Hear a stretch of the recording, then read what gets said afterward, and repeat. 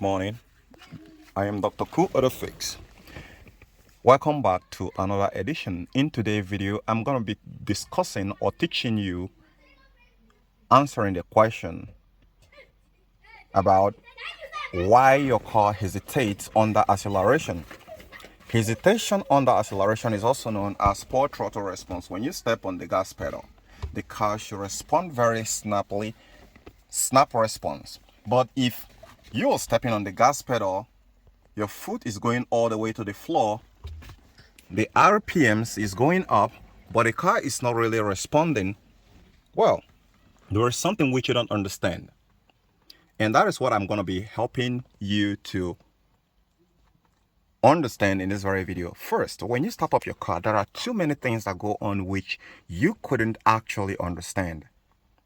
First, when you start up your car and your engine revs very clean, most Nigerians also don't perceive that when the engine runs very smoothly, like zing, zing, it means that the car is good.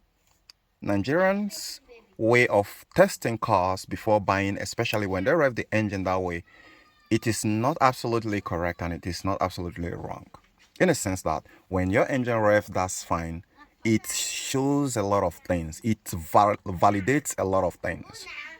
When your car is more like when your car doesn't have a check engine light, it validates a lot of things. Like the older model cars that doesn't have a check engine light, how do you validate that all the input sensors and the electronic control modules and all the actuators are working very fine? That is why a snap throttle response is another validator to show that all the electronics wirings are in a very good condition. So when your car hesitates under acceleration, it means a whole lot of things. And there are a lot of things that can actually cause it. There is a whole lot of things that can cause that hesitation upon acceleration. One, a faulty throttle pedal can cause a hesitation upon acceleration or poor throttle response. Because the old model vehicles doesn't use a throttle sensor, throttle pedal sensors, but new model vehicle uses it in correspondence with the throttle body, which lead up to second one. A bad throttle body can make your car to hesitate under acceleration. Also, a bad idle air control valve can make your car to hesitate under acceleration, because they all feed a signal to the ECM about the position of the throttle. So if the throttle body feeds the ECM the wrong information about the position of the throttle valve that is present here, you will have a poor throttle response or hesitation upon acceleration. You also have a vacuum leak. If you have a vacuum leak within here, a vacuum leak is simply gonna introduce more air into the engine that is not calculated by the mass airflow sensor.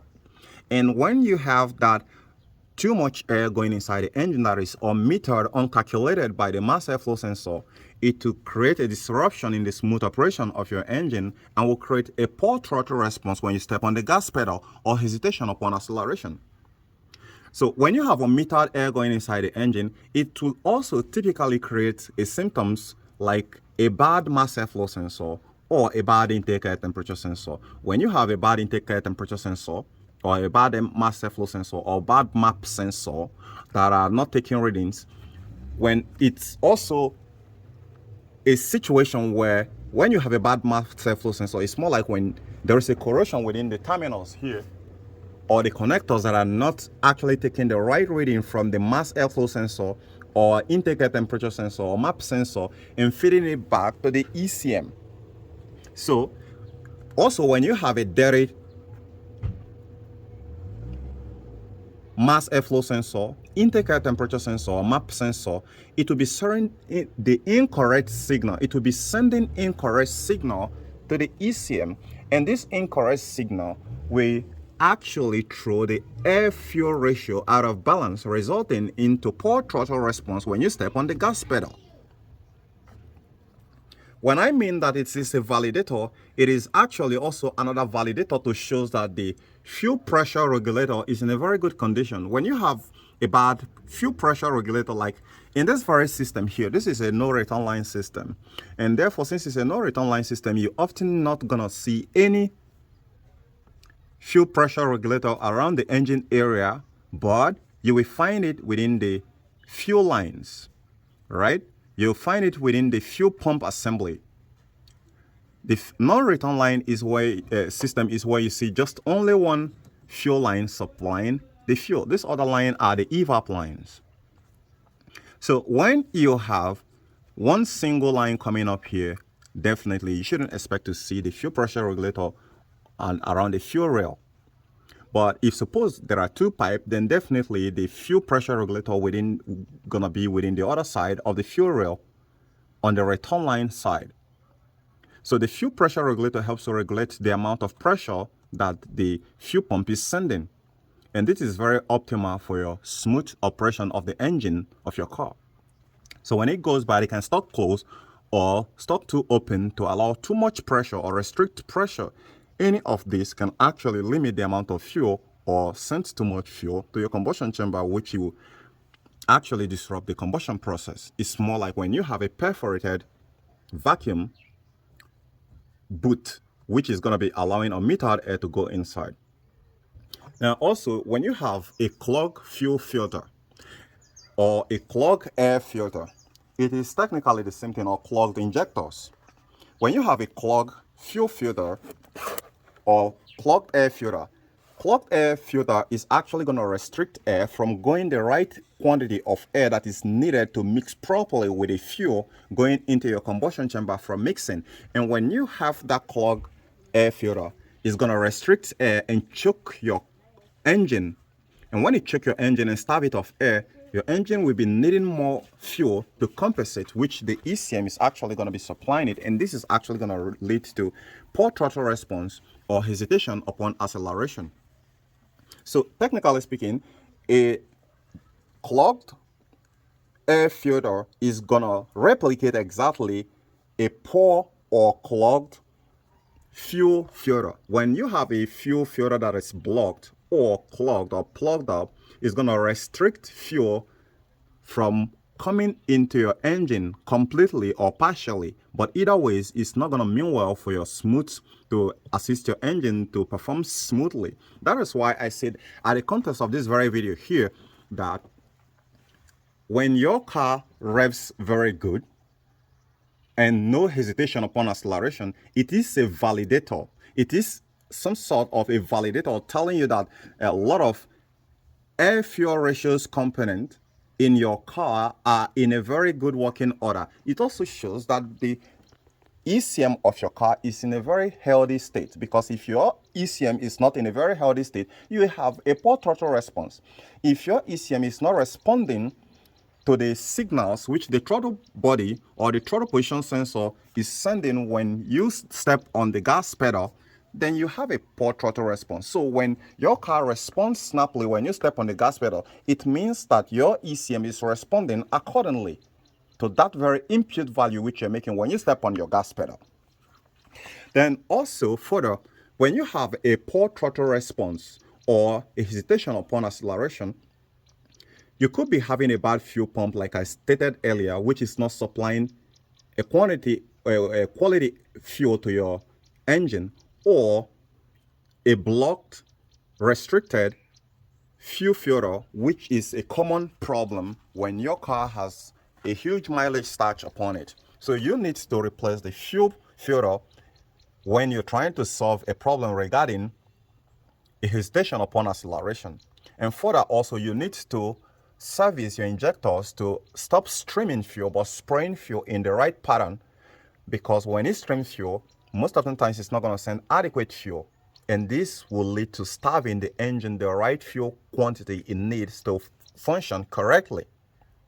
Then further, when you have engine misfire, cylinder misfire due to a bad spark plug, a bad injector, a bad ignition coil, or an intake valve that is bent or exhaust valve that is bent, is often going to lead to some sort of poor throttle response, because there is not going to be a very good compression in that cylinder if there is a leak of compression due to a bent valve. All right. This is a very common problem when your timing belt is snapped or is tooted. So you want to check that. So when you try to solve a car problem that actually hesitates upon acceleration, you want to make sure that you have a quality ignition coil, quality spark plug, and your injectors are in a very good, healthy conditions.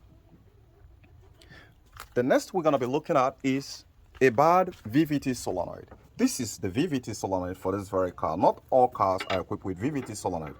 The variable valve timing is designed to assist the engine to perform optimally. In the old days, most people often get a lot of power boost from their car by simply going to retard or advance the timing of their engine. So if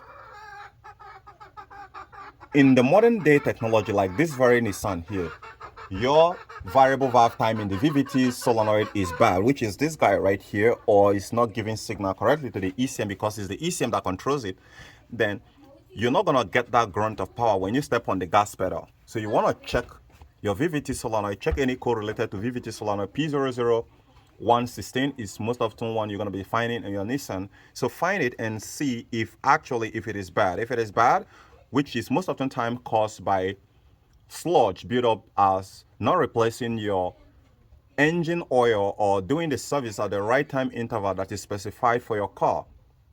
So a replacement is often going to fix this, or first of all, before you do that, go ahead and remove it and flush it. And when you flush it with a carburetor cleaner, you should be able to get it back working as it's supposed to. If it doesn't improve, then go ahead and replace it. The next factor you need to take a look at when you're trying to solve a hesitation upon acceleration on your car is the vacuum lines that are coming from your brake booster into your intake. Thank you.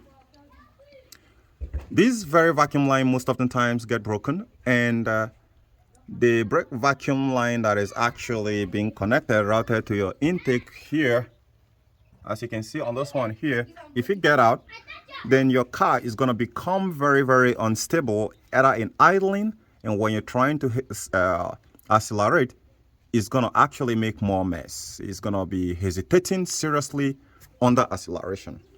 And if you have checked out and that is in very good condition, then also you want to check for a blocked catalytic converter.